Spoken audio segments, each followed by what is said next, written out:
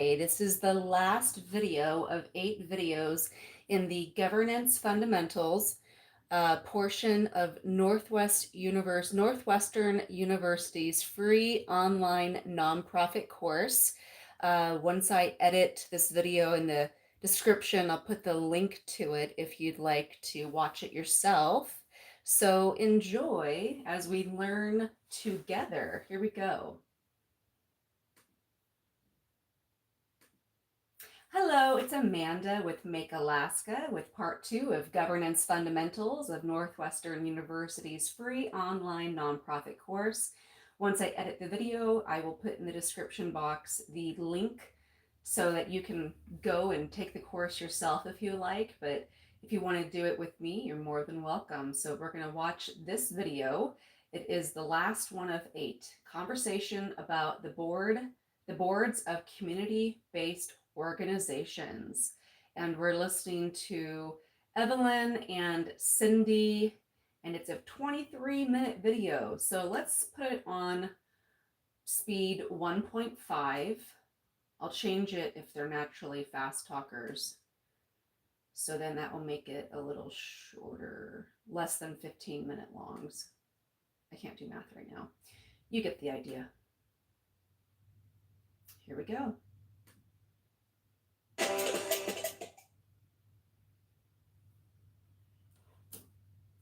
Hi, I'm Liz Howard, the Executive Director of the Center for Nonprofit Management here at the Kellogg School at Northwestern University. I am delighted to be joined by my friends Evelyn Fitzgerald and Cindy Palaskis to talk today about community boards and the important things that nonprofit board members need to think about as they join a community board.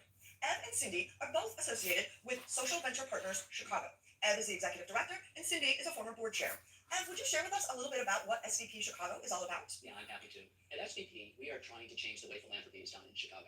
We are focused squarely on supporting community-based organizations that come recommended to us for making outsized impact on the south and west sides of Chicago. And we support them with not just philanthropic dollars, but with time and talent and connections, because our belief is that if we can leverage the program expertise of the nonprofit leaders, these community-based nonprofit leaders we support, and the volunteer and organization building experience of the partners that we have at SVP, that's the route to making greater social impact in Chicago. Great, and we know you're doing a super job. Our center supports your fast pitch Absolutely. competition every year and helps support some of the outstanding leaders that you are funding. So thank you for the great work you're doing, and thanks for being here today. We are talking about nonprofit board governance, the important role that board members play in nonprofits, but there are some things that board members should be concerned about or think about before they join a board. So Cindy, perhaps you would share with us a little bit about what you think some of the key questions are that people should think about before they join a board, or what questions they should ask. I think before anyone joins a board, the first thing that they should be thinking about is what is the vision and mission of the organization, and can they honestly be supportive of that vision and mission? This is something that you're giving a lot of your time to, and you want to be sure that if you further them along on their path, that's something you stand behind.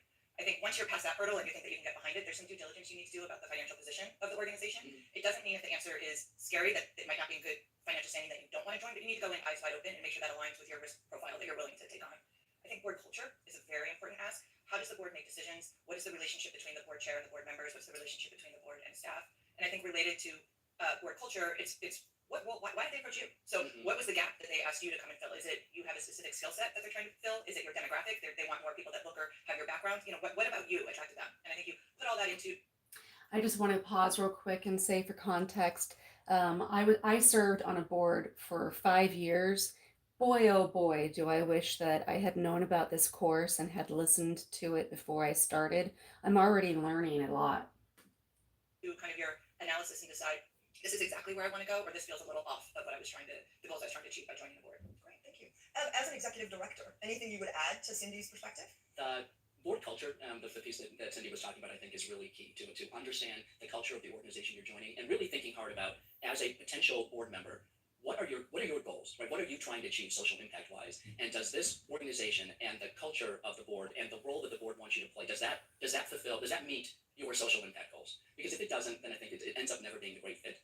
And it is a board service is a deep dive commitment to an organization, and so I think that that commitment has to be there. And actually diving off of that commitment point, I think the other thing you really want to understand are the expectations of being a board member. So both in terms of how much time, how often does the board meet? Is it meeting in person? How much time outside of board meetings are you going to be expected to spend? Is there a dollar amount you're expected to contribute? Is there a dollar amount you're expected to get? So there's a lot of the expectations that should be very clear in your mind up front when you decide, is this the right board for me? Great. It's also, I think, about the relationship between the board, understanding the relationship and maybe getting a taste of that before you join, between the board and the senior leadership of the organization.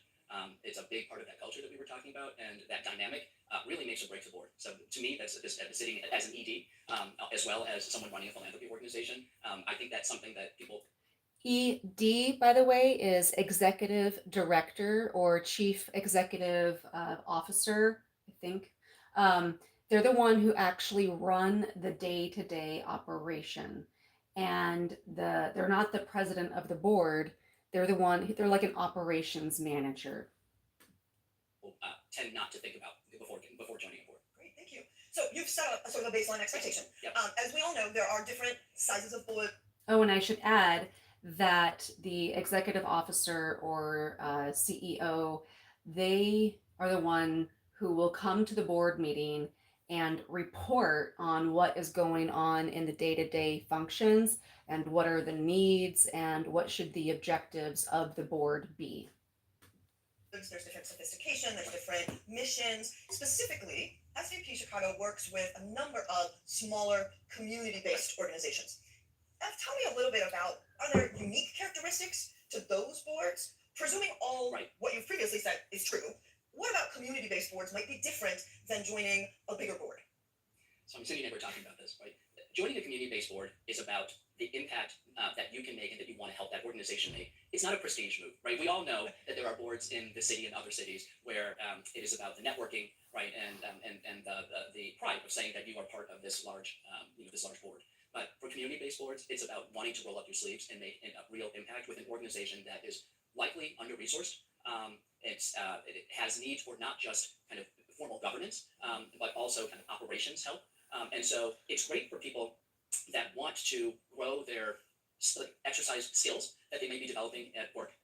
It's great for people that want to truly make a lasting, deep impact on an organization because it's easier to do that with a smaller organization than with a larger organization. You can see more tangibly the results that come from your true engagement in a community-based board. And I would say because of the degree of impact you could have, it's important to make sure you're not doing it for one of two reasons. One is that it's not that you have some extra time and are looking for somewhere to just volunteer. There's plenty of ways to volunteer that is not joining a board. If you're joining a board, you don't want to take the seat away from someone that would actually be. I'm going to pause and say it's also really important that you're not, I mean, everyone has different opinions. This is my opinion. I think it's important that you're not joining a board or volunteering for a social purpose, that you're lonely and you're thinking that you're going to get some sort of social need met. I think that there needs to be a bigger objective and that you're there to actually really help. And if you make friends, great. But the most important thing is that you are helping with the mission of that organization. Excited to make the kind of impact I was talking about. And then the flip side of that is you don't want to go in assuming you're here to save the organization. Right. That they are lucky to have you and you've got this rich set of skills and this great network. And so make way for me and I'm gonna save the day. So this starting between those two extremes, I think is important for this size of board because it can really hurt the organization if you go too far one or the other. We have noticed that the degree of kind of agility and resourcefulness and flexibility that's required of board members for a community-based organization is probably greater than a more formalized board that has set committees and a long history of how boards and board meetings run. And I think that flexibility you'll see on the staff side, but it permeates the whole organization, including.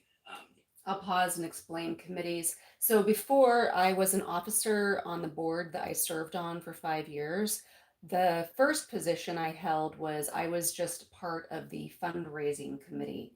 So that was there's maybe about a dozen of us, and we would meet every 2 weeks and just focus on the events that the nonprofit was doing to try to make sure that they hopefully raised funds.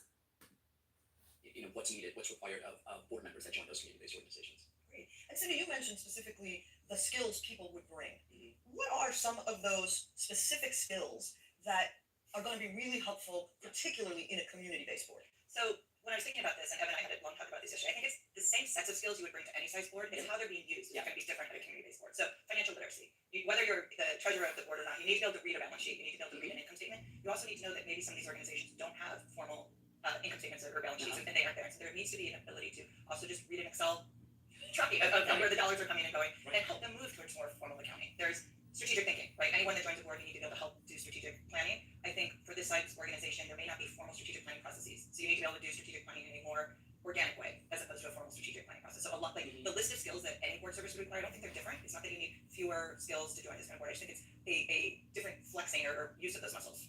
I would add a focus on relationship building. I think is particularly important with community-based boards.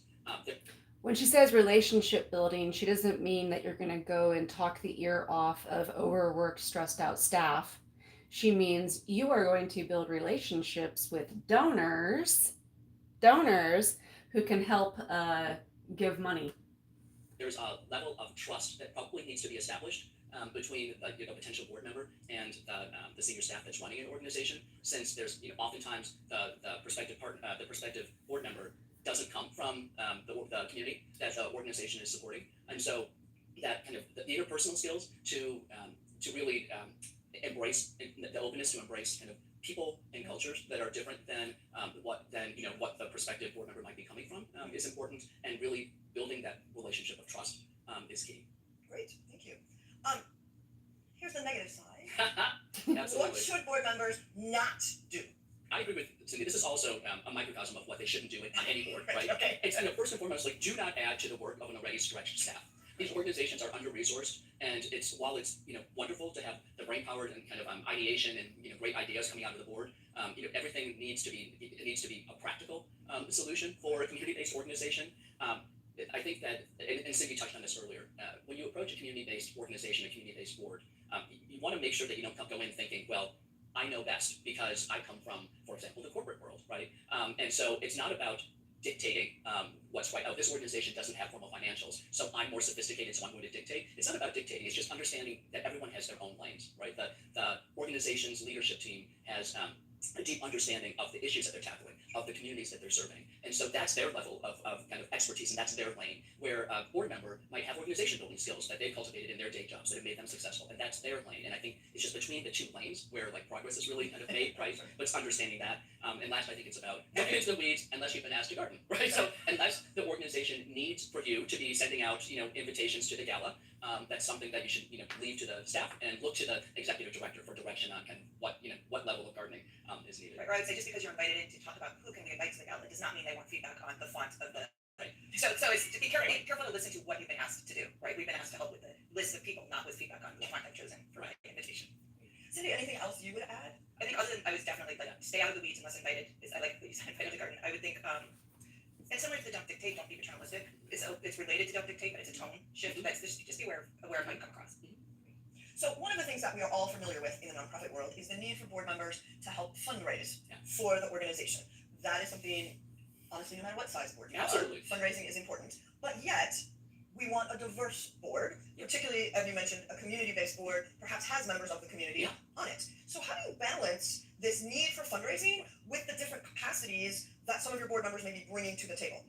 Yeah, I would start with saying be very transparent. Right, I think these conversations should not be awkward, and I think the board has requirements. The organization needs fundraising. That's not a secret. So let's just have the conversation out in the open, and all board members should be asked to give at a meaningful level. And I think that means different things for different people around the table, especially as you're talking about these community-based boards. A lot of the boards evolve from kind of friends and family boards, founding boards, into actual operating and governing boards. And while that evolution is happening, there's definitely going to be a different mix of people around the table, and the organization probably always wants voices of the community around the table. Right. So there's always potentially going to be a mix of the dollar amount that meaningful means, but I think it's important that all board members are willing to contribute meaningfully, whatever that means to them. And I think it's also same in the get. So boards often have a give and get requirement, and I think the get doesn't need to be people who can actually give dollars. The get could be people that will work an event. So being open about what that get component means, I think, is also important. And then also, what are ways just as a board member you can contribute that is not monetarily, and thinking about how meaningfully you can support that doesn't involve writing checks. Anything to add? Yeah, the only thing I would add is the importance of connections. And it doesn't need to be the corporate connections of a potential board member. The connections that community members bring to community leaders is equally important for certain community-based organizations. So it's just making sure that we value as a board both the kind of that monetary and non-monetary contribution equally, even though financial contributions are always slightly more equal. We all understand that. Well, and I think I like the concept that you're talking about different kinds of gifts. I think for a long time the nonprofit sector only focused on the financial side of gift, but I think particularly in a community board setting, there is an array of gifts that board members are bringing to the table, and all are relatively equal. Absolutely. So, well, let's take this. So, to expound on that further, some boards are going to welcome board members who don't financially give at all. And some boards are going to require that, hey, if you're going to join this board, you have to contribute X number of dollars. But that's all I'll say about that. A little bit higher Yeah. level, what are some of the things happening in our world today that board members need to be aware of, need to be thinking about? And are those issues different for community boards, or are we talking about the same set of issues? Cindy? I think the first issue that is different for community boards, Ed and I spent a long time talking about this in preparation, is this compassion fatigue, this mental health, Yes. emotional well-being. These organizations, the staff, and even some of the long-serving board members are exhausted, they're stretched thin. And so as you're the new person around the table, you really have to appreciate the environment that the board and the staff has been operating in, and be aware of that and take that into account as you're be sensitive to it, I guess is the word I'm looking for. As you're Compassion fatigue is absolutely real. It happened to me.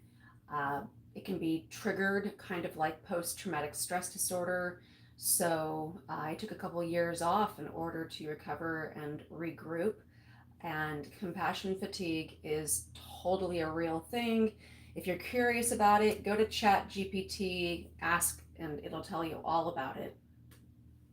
operating with the board. I think that is a serious, serious issue nationwide with nonprofits, especially smaller community-based nonprofits. Yeah, burnout for these community-based leaders is a thing. It is, and I think we are in danger of losing community-based leaders, especially founders, with just the kind of the uphill battle that they're always fighting for funding, for resources, in a way that's probably unique to them. Probably a level of kind of fatigue and burnout that we don't see with larger, more well-resourced leaders and organizations. So you've already mentioned in that vein that board members shouldn't be creating make work Right. or coming with Right. some big idea. Beyond that, Yeah. what else can board members do to help the staff address, whether it's a community-based board or frankly any other board? What can board members do to help with that burnout and help with the CEO feeling a little overwhelmed potentially? Yeah, I don't know where you would take this. To me, I think it's just that developing a strong professional relationship between the executive director and especially the board chair, but also and then through the board chair, the other board members is, I think, one of the key ways to kind of address that burnout. Because I think a lot of it is that a lot of the burnout comes from the feeling that they're in it alone, right? That no one understands. They are in it alone. They often don't have time to even connect with other nonprofit, community-based nonprofit leaders because everyone's just running, 4 programs at one time and picking up sandwiches while creating the financials. And so having someone serve as a safe sounding board is really important to address this feeling of fatigue. I'm in it alone. I can't do this anymore. I agree with that. I think it's setting the culture of the board also to be one that's appreciating the work, that's aware, that's valuing mental health, and actually makes that a topic that on the agenda we talk about how is the staff doing, how is the community you're serving doing, that this isn't something that is a secret that we don't address. And I do feel like in the last few years it has become more of a topic that is openly discussed, and it used to be something that people shied away from discussing when they were feeling burnout. Like it was something to be ashamed of, and it is just a physiological fact. You're feeling burnout, and let's just talk about it like everything else. We have seen a couple of the nonprofits that we support, these community-based nonprofits, their boards have given their executive directors time to take a sabbatical. And I thought, that's they come back, recharged, full of energy. And I thought that was a, very forward-thinking way of kind of getting ahead of this burnout curve. So another idea to consider. Now, obviously, that works only with organizations where there is someone else to pick up that slack, right? Run the Yeah, show in the middle, right. But, you'd be surprised, even for the smallest community-based organizations, there are people that can pick up the slack, at least for, some relatively contained period of time. Yeah, I think it's make sure as the board that you are not adding a requirement that the staff be performative and taking care of you. We don't need binders that, Yes. we're not adding to the burnout. We are in the trenches with you, and we're here.